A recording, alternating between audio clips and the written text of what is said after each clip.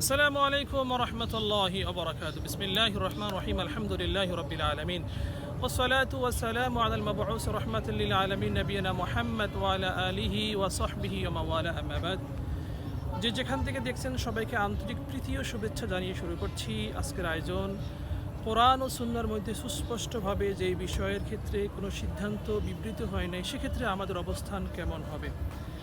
আমরা দেখে থাকি অনেক ক্ষেত্রে আমরা জায়েজ বলে থাকি যেগুলি কোরআন এবং সুন্নাহর মধ্যে নেই, এবং অনেক ক্ষেত্রে আমরা সেই বিষয়গুলোকে নাজায়েজ বলে থাকি। কিন্তু আল্লাহ সুবহানাহু ওয়া তাআলা সুস্পষ্টভাবে জায়েজ এবং নাজায়েজ বলে নাই, সেক্ষেত্রে আমরা কি করব। আল্লাহ সুবহানাহু ওয়া তাআলা পবিত্র কোরআনুল কারীমের মধ্যে একটি মূলনীতি বলে দিয়েছেন। বিসমিল্লাহির রহমানির রহিম। হুয়াল্লাযী খালাকা লাকুম মা ফিল আরদি জামিআ। আল্লাহ সুবহানাহু ওয়া তাআলা পৃথিবীর মধ্যে যা কিছু আছে সব কিছু মানুষের কল্যাণের জন্য সৃষ্টি করেছেন। এটা একটা মূলনীতি। আল্লাহ সুবহানাহু ওয়া তাআলা আমাদের জন্য এবং আমাদের কল্যাণের জন্যই সব কিছু সৃষ্টি করেছেন। এই মূলনীতির আলোকে আমরা আমাদের বিষয়গুলির ক্ষেত্রে সিদ্ধান্ত গ্রহণ করতে পারি যে কোরআন এবং সুন্নাহর মধ্যে যদি সুস্পষ্টভাবে না বলাও থাকে, তো আমরা দেখতে পারি এই বিষয়টা আমার জন্য কল্যাণকর না অকল্যাণকর। যদি আমার জন্য কল্যাণকর হয়ে থাকে এবং আমার শরীয়তের সাথে যদি কন্ট্রাডিক্টরি না হয়ে থাকে, শরীয়তের সাথে যদি সাংঘর্ষিক না হয়ে থাকে, তো আমরা এটা গ্রহণ করতে পারি। কারণ আল্লাহ সুবহানাহু ওয়া তাআলা বলে দিয়েছেন সব কিছু মানুষের কল্যাণের জন্য সৃষ্টি করেছেন। তো আমরা এই জন্য পৃথিবীতে দেখি ইসলাম পজিটিভ বিষয়গুলোকে মোটিভেট করেছে, পজিটিভ বিষয়ে যা কিছু আছে সবগুলোকে ইসলাম উৎসাহিত করেছে। যেমন আমরা দেখি যতগুলো ফলমূল আমরা ভক্ষণ করে থাকি ম্যাক্সিমাম আমাদের জন্য বৈধ, অবৈধ ফলমূল আমাদের জন্য খুবই কম। অবৈধ খাবার, নিষিদ্ধ বিধান আমাদের জন্য খুবই কম।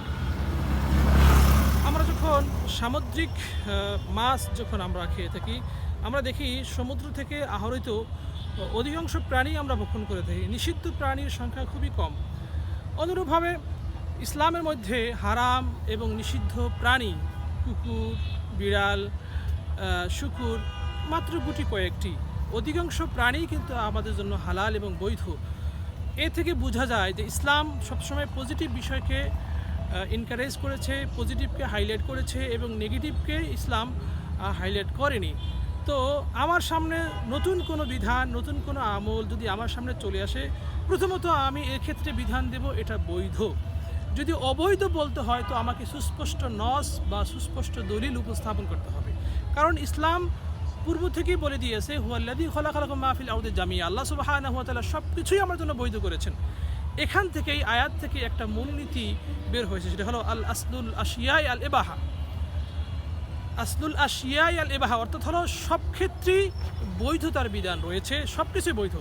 আমার সামনে যা কিছু আছে, যত খাবার, যত বিধান, যত কর্ম পদ্ধতি সব কিছুই বৈধ। যদি অবৈধের কোনো প্রমাণ বা ডকুমেন্ট আমার সামনে না থাকে, সেক্ষেত্রে আমরা সবসময় পজিটিভ থিঙ্কিং গ্রহণ করব, পজিটিভ মাইন্ডেড হব, পজিটিভকে গ্রহণ করব এবং নেগেটিভকে আমরা বর্জন করব। অন্যদিকে রাসূলুল্লাহ সাল্লাল্লাহু আলাইহি ওয়াসাল্লাম এমনটাই কিন্তু আমাদেরকে বলেছেন যে মা রাহুল মুসলিমুনা হাসানান ফাহুয়া ইনদাল্লাহি হাসান।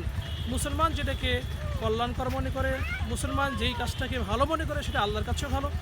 অপরদিকে মুসলমান যেই কাজটাকে অকল্যাণ এবং ক্ষতিকর মনে করে থাকে, সেটা আল্লাহর কাছেও অপছন্দনীয় এবং ক্ষতিকর হিসেবেই বিবেচিত হয়। তো এক্ষেত্রে আমরা অনেক ক্ষেত্রে দেখি যে নূতন কোনো কাজ আমাদের সামনে আসলে আমরা এটাকে বেদাত, হারাম, নাজায়েজ, শিরক, ফতোয়া দিয়ে বসে থাকি।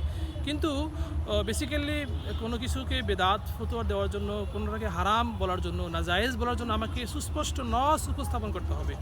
এটা ঠিক নয়। কোনো আল্লাহ সুবহানাহু ওয়া তাআলা সব কিছুকে পজিটিভ থিঙ্কিং করতে বলেছেন। আমার সামনে কোনো কিছু আসলে আমরা সেটাকে পজিটিভ নেব, এটাকে জায়েজ বলবো, বৈধ বলবো। অবৈধ বলতে হলে আমাকে দলিল উপস্থাপন করতে হবে। আমরা আজকে এই মূলনীতিটা শিখলাম যে আসলুল আশিয়া আল ইবাহা। আল্লাহ সুবহানাহু ওয়া তাআলা কোরআন থেকে এবং হাদিস থেকে আমরা বুঝতে পারলাম যে আমরা যেন সবসময় পজিটিভ থিঙ্কিং নিয়ে চলি এবং পজিটিভ মাইন্ডেড হই। আল্লাহ সুবহানাহু ওয়া তাআলা আমাদেরকে তৌফিক দান করুন। আসসালামু আলাইকুম ওয়া রাহমাতুল্লাহ।